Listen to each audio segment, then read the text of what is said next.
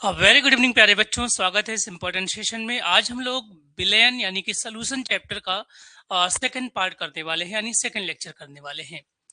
इसमें एक important part आता है कंसंट्रेशन। जो शब्द आता है कंसंट्रेशन, इसको हिंदी में सांद्रता कहते हैं। हम पहले डिफाइन करेंगे कि कंसंट्रेशन कहते किसको हैं।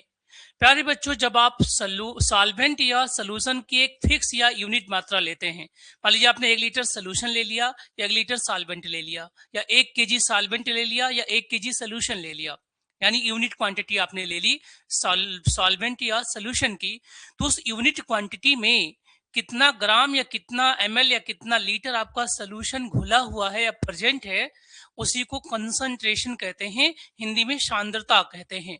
तो कंसंट्रेशन हुआ क्या एक्चुअली में, amount of solute present in unit amount of solvent और सोल्यूशन, राइट। तो हमने इसको फार्मूले से कैसे डिफाइन किया, amount of solute divide by amount of solvent और सोल्यूशन। लेकिन आपको कंडीशन रखना है कि यूनिट अमाउंट में लेना, यूनिट मतलब 1 kg 1 ml इस तरीके से, राइट, जो आपका सॉल्वेंट या सोल्यूशन का अमाउंट होगा। प्यारे बच्चों, इसको समझने से पहले हमें मोल कॉन्सेप्ट का वो सुपर फार्मूला याद कर लेना चाहिए या रिकॉल कर लेना चाहिए। जब भी हमें नंबर ऑफ मोल निकालना होता हो किसी भी सबस्टांस का, तो हम क्या करते हैं, उस सबस्टांस का अमाउंट या उसका मास लेते हैं, डिवाइड बाय उसके मॉलिक्यूलर वेट से उसको हम डिवाइड कर देते हैं। ऐसे अगर हमारे पास कोई सबस्टांस का नंबर है, मान लीजिए उसके 10 मॉलिक्यूल 20 मॉलिक्यूल या 100 मॉलिक्यूल, जो भी नंबर दिया गया हो, अगर वो हैं और उसको आपको डिवाइड किससे करना है, अवोगाड्रो नंबर से, 6.02 × 10⁻23। ये जो नंबर होता है इसका नाम क्या होता है, अवोगाड्रो नंबर होता है। इतने नंबर के बराबर कोई भी ऑब्जेक्ट या कोई भी पार्टिकल अगर आपके पास रखा जाएगा तो उसको हम 1 मोल के नाम से जानते हैं।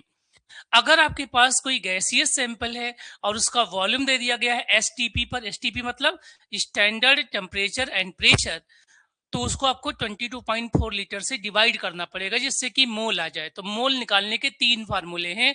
अमाउंट दिया गया होगा तो मॉलिक्यूलर वेट से डिवाइड कर देंगे, नंबर ऑफ पार्टिकल दिया गया होगा तो Na से डिवाइड कर देंगे, और वॉल्यूम दिया गया होगा तो 22.4 से डिवाइड कर देंगे, और इन तीनों से ही हमें नंबर ऑफ मोल मिल जाएगा। प्यारे बच्चों, क्लियर है इतना, राइट। इसको हम सुपर फार्मूला भी कहा करते हैं। अब जो हमारे पास कंसंट्रेशन टर्म है, किस टर्म में हम कंसंट्रेशन को एक्सप्रेस करते हैं, तो उनकी 2 कैटेगरी बनती है, 2 मेजर कैटेगरी बनती है। पहली कैटेगरी वो बनती है जिनके फार्मूले में वॉल्यूम आता है, दूसरी कैटेगरी वो बनती है जिनके फार्मूले में केवल मास आता है, वॉल्यूम नहीं आता है, राइट। तो वॉल्यूम चूंकि टेम्परेचर पे डिपेंड करता है, आप लोगों ने गैस लॉ में पढ़ा होगा कि पीबी इज इक्वल टू, क्या होता है बेटा, nRT होता है। साथ ही साथ चार्ल्स कहते हैं कि volume is proportional to T, यानी अगर वॉल्यूम किसी में आ रहा है किसी फार्मूले में, तो जब टेम्परेचर को बढ़ाऊंगा तो वॉल्यूम बढ़ जाएगा, टेम्परेचर को घटाऊंगा तो वॉल्यूम घट भी सकता है, यानी उस पर परिवर्तन या चेंज आ सकता है। इसी वजह से जिसके भी फार्मूले में वॉल्यूम आएगा वो टेम्परेचर पर क्या करेंगे, डिपेंडेंट होंगे। तो टेम्परेचर डिपेंडेंट कौन कौन सी चीजें हैं, percentage volume over volume, percentage weight over volume, molarity, formality and normality, ये वो कंसंट्रेशन के टर्म हैं जो कि वॉल्यूम पर डिपेंड करेंगी। इसमें एक चीज और ऐड कर लीजिएगा आप, 6 नंबर पे उसका होता है स्ट्रेंथ, क्या, स्ट्रेंथ ऑफ सोल्यूशन, है ना। ये भी किस पे डिपेंड करेगा, टेम्परेचर पे, स्ट्रेंथ, है ना, स्ट्रेंथ। वो कंसंट्रेशन के टर्म जिसमें मास आता है वॉल्यूम आता ही नहीं है, और जिनमें वॉल्यूम नहीं आता है वो टेम्परेचर से इंडिपेंडेंट हुआ करती हैं, जैसे कि मोल फ्रैक्शन, मोलैलिटी, मोलैलिटी को स्मॉल m से लिखते हैं, percentage weight over wait and ppm, parts पर मिलियन। आइए हम इन अलग अलग जो भी आपके पास कंसंट्रेशन टर्म है इनको डिटेल में समझते हैं, और इन पे न्यूमेरिकल कैसे सॉल्व करते हैं उन बातों को भी हम लोग सीखेंगे प्यारे बच्चों। ठीक है, तो जल्दी से जुड़ जाइए आप लोग क्लास से, है ना। जो भी आपके डाउट्स होंगे आप अपने चैट बॉक्स में आप मुझे मैसेज कर देंगे तो आप तक मैं वो चीजें पहुंचा पाऊंगा। प्यारे बच्चों, क्लियर है इतना, उम्मीद है कि ये बात आपको समझ में आ गई होगी, राइट। तो अब सबसे पहले हम इनमें से किसी एक यूनिट की स्टडी करेंगे, किसी एक यूनिट को पढ़ेंगे। यहां तक अगर क्लियर है तो एक बार आप एस या ओके कर दीजिए, फिर हम लोग आगे बढ़ते हैं प्यारे बच्चों। ये सेशन आपके सीबीएसई बोर्ड 12th के एग्जामिनेशन के पॉइंट ऑफ व्यू से, नीट के पॉइंट ऑफ व्यू से, जेई एडवांस और जेई मेन के पॉइंट ऑफ व्यू से, साथ में जितने भी गवर्नमेंट एग्जामिनेशन जिसमें सोल्यूशन चैप्टर मेंशन है, ठीक है, उनके लिए बहुत ही ज्यादा यूजफुल होने वाला है। आपको जीरो से हीरो बनाना मेरा इसका टारगेट है इस लेक्चर का, कि आप इस तरीके के क्वेश्चंस कैसे सेकंडों में सॉल्व कर पाएं। अगर आप इस पूरे लेक्चर को मन से सही तरीके से देखेंगे तो एक्चुअली में आप इस लेवल पे आ जाएंगे कि आपके क्वेश्चंस जिससे आपको डर लगता रहा है नहीं लगेगा प्यारे बच्चों। ठीक है, तो पहला फार्मूला हम पढ़ने वाले हैं percentage by wait over wait. इसको बोलते हैं परसेंटेज बाई मास कह लेते हैं, या परसेंटेज वेट ओवर वेट भी कहते हैं। इस फार्मूले में वेट ऊपर भी है और वेट नीचे भी है, यानी मास ही मास है, और जहां मास ही मास होगा वो टेम्परेचर पे डिपेंड नहीं करेगा। डेफिनेशन क्या हुआ? Mass of solute divide by mass of solution into 100, ये इसका क्या हुआ? फार्मूला हुआ। तो जब परसेंटेज वेट ओवर वेट आपसे पूछा जाए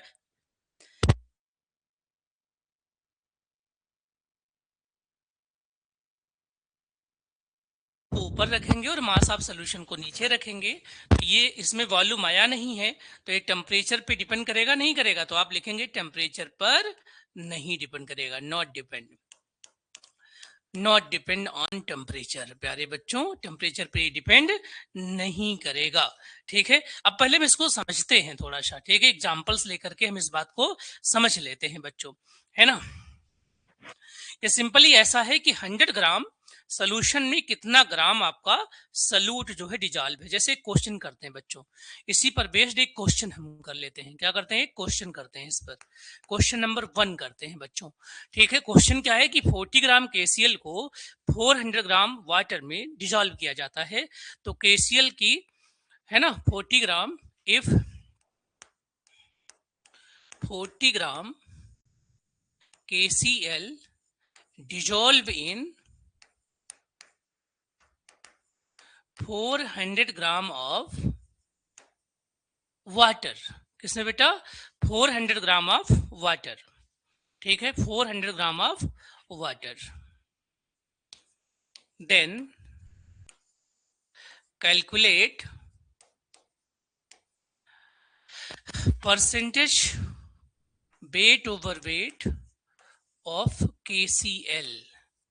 ठीक है भाई, अब मैं 4 ऑप्शन बनाऊंगा आप लोगों के सामने, और फिर मैं इसको सॉल्व करके इसका आंसर भी आप लोगों से मांगूंगा बच्चों। ठीक है, चलिए। फर्स्ट ऑप्शन आपको मैं लिखने जा रहा हूं 4 ऑप्शंस में। फर्स्ट ऑप्शन जो आपका है वो क्या है? 2.02%। ठीक है, बी ऑप्शन जो है आपका वो क्या है? 4.04%। सी जो ऑप्शन है वो है 6.06%। जो डी ऑप्शन है वो क्या है? 9.09%। एक जैसा लिख रहा है ना, जो पैटर्न है। तो हम पहले इसको सॉल्व करते हैं दोनों तरीके से, सब्जेक्टिव मैनर में भी और ऑब्जेक्टिव मैनर में भी बेटा। ठीक है, अब इसको सॉल्व करके आप देखिए तो कैसे सॉल्व करेंगे हम इसको। तो ध्यान से देखिए बच्चों, जब आपको न्यूमेरिकल सॉल्व करना हो तो क्या ध्यान रखना है? सबसे पहले हमें देखना है कि क्या क्या चीजें इसमें गिवन है। ओके बच्चों, क्या क्या डेटा हम लोगों को गिवन है। ठीक है, तो गिवन डेट में आप लिखेंगे क्या? गिवन डेट में क्या लिखेंगे आप? गिवन डेट, पहली चीज क्या है बेटा? Weight of solution. क्या है बेटा? Weight of solute. Weight of solute, weight of solute कितना है ना। तो वेट ऑफ सल्यूट इसमें कितना दिया जरा बताओ। तो आप कहोगे कि वेट ऑफ सल्यूट है 40 ग्राम। कितना है? 40 ग्राम हमारा सल्यूट है बेटा। ठीक है, सिमिलरली वेट ऑफ सॉल्यूशन या सॉल्वेंट क्या है? दोनों लिख सकते हैं हम लोग। वेट ऑफ सॉल्वेंट, ठीक है, ये लगभग कितना है? 400 ग्राम है। कितना बेटा? 400 ग्राम है। कितना है? 400 ग्राम है। तो मुझे बताइए सॉल्यूशन का मास कितना आएगा बेटा? ठीक है, इसलिए वेट ऑफ सॉल्यूशन क्या होगा, तो आप बोलोगे दोनों को जोड़ दीजिए सर, 400 प्लस 40 इक्वल टू भी 440 ग्राम। ये हो गया क्या, वेट ऑफ सॉल्यूशन हो गया आपके पास।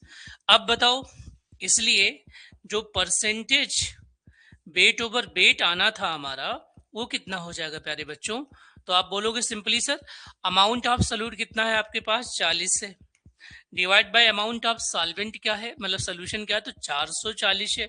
ठीक है, इनटू आपको 100 तो करना ही पड़ेगा। सॉल्व कर लीजिए जरा इसको, जब सॉल्व करोगे तो कितना हो जाएगा आप, है ना, तो आप बोलते हैं बेटा इससे बहुत आसानी से 4 से हम कट कर सकते हैं बच्चों। तो अगर 11 के टर्म में हम इसको लिखें बच्चों, तो हो जाएगा क्या, 1/11 इंटू 100, है ना। ठीक है बेटा, 1/11 इंटू 100, यानी 100/11, तो 10 से कुछ कम होगा, आएगा 9.09%, यानी पर 100 ग्राम के अंदर 9.09 ग्राम प्रेजेंट होगा। तो इसका जो सही आंसर होगा वो क्या हो जाएगा, D is the right answer. ये डी मेरा क्या होगा बेटा जी, डी ही मेरा सही आंसर हो जाएगा। उम्मीद है कि ये बात आपको समझ में आ गई है। हर एक टेक्नोलॉजी को हमें एग्जाम्पल के थ्रू ही समझना है प्यारे बच्चों। जो कुछ भी आप इसमें करेंगे आप एक बार नोट कर लीजिए प्यारे बच्चों, ठीक है, फिर हम लोग आगे की ओर बढ़ेंगे, आगे की ओर बात करेंगे। ठीक है, देखिए इसमें कोई डाउट तो नहीं किसी बच्चे को, सबको समझ में आ रही बात है ना। तो सिंपल सी बात है कि जो परसेंटेज वेट ओवर वेट होता है वो टेम्परेचर पे डिपेंड ही नहीं करता है, और सिंपली क्या करना होता है, जो भी सॉल्यूट का मास होता है उसे डिवाइड करते हैं किससे, सॉल्यूशन के टोटल मास से, और इनटू 100 कर देते हैं। इसका मीनिंग होता है कि 100 ग्राम सॉल्यूशन में कितना सॉल्यूट है।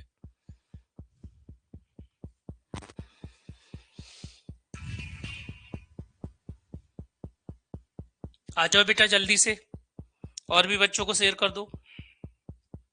ठीक है,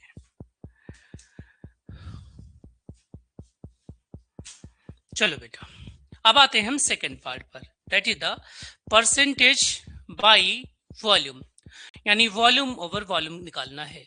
यहाँ क्या होता है, volume of solute divide by volume of solution into 100। इसमें वॉल्यूम टर्म आ ही रहा है, आपने देख लिया है। तो जब वॉल्यूम टर्म आएगा, ठीक है बेटा, तो टेम्परेचर पे डिपेंडेंट होगा, सिंपल सी बात है ये। ठीक है, क्या होगा, टेम्परेचर पे डिपेंड होगा ही होगा। तो अब इस पर एक क्वेश्चन बनाते हैं बेटा, ये टेम्परेचर पे डिपेंडेंट होगा, नो डाउट, है ना, टेम्परेचर पे डिपेंडेंसी दिखाएगा ये। ठीक है, तो जहां वॉल्यूम आएगा वो टेम्परेचर पे डिपेंडेंट हो सकता है, टेम्परेचर डिपेंडेंट होगा। ठीक है, टेम्परेचर डिपेंडेंट हो जाएगा, सिंपल सी बात, वॉल्यूम से आपको पहचानना है। इस पर हम एक न्यूमेरिकल सॉल्व करते हैं जो आपके प्रीवियस ईयर एग्जामिनेशन में आया है, या ऐसे ही क्वेश्चन बनते हैं। ठीक है, क्वेश्चन है कि 15 ml इथेनॉल को 300 ml ऑफ वाटर में घोला जाता है। ठीक है, अब आपको बताना है इथेनॉल की परसेंटेज वॉल्यूम। तो क्वेश्चन क्या प्यारे बच्चों, क्वेश्चन है इफ 15 ml इथेनॉल यानी C2H5OH, केमिस्ट्री में हमेशा फार्मूला यूज करिए, C2H5OH यानी इथेनॉल मिक्स इन, किसमें करते हैं बेटा, मिक्स करते हैं किसमें, वाटर में मिक्स करेंगे। कितना ml लेते हैं वाटर, 300 ml ऑफ वाटर, है ना, 300 ml of water, 300 ml of water, then calculate, क्या कैलकुलेट करना है बेटा, percentage volume over volume of C2H5OH in this solution, है ना बेटा, in this solution, right, in this solution. अब ध्यान से देखिए प्यारे बच्चों, मैं 4 ऑप्शन बनाऊंगा, option A, option B, option C और ऑप्शन डी बनाऊंगा। ठीक है, चलिए पहले ऑप्शन को हम लोग कवर करते हैं। जो फर्स्ट ऑप्शन हमारा है वो कितना है बेटा, वो है 2.76%। कितना है, 2.76% है। जो थर्ड है